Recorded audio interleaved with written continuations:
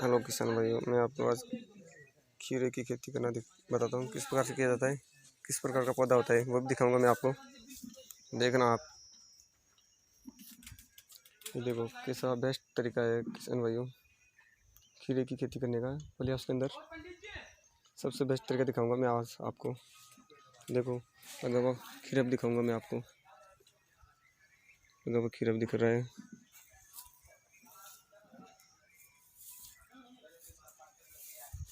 ये देखो सबसे बेस्ट तरीका है। बोलिए उसके अंदर खीरे की सबसे बेस्ट तरीके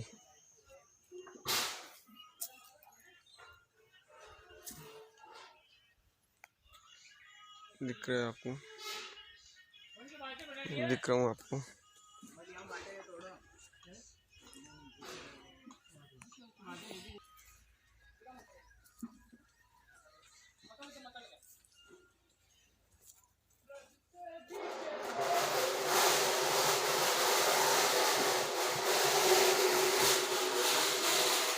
इस प्रकार से खेती की जाती है, सब चीज़ मैं आपको दिखा रहा हूँ।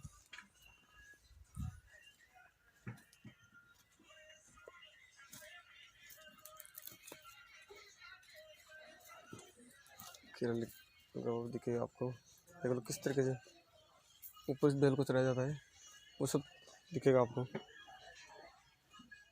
सबसे बेस्ट तरीका है इस विधि। कोई भी किसान भाई ये विधि अपना सकता है। पोलियास लगाओ।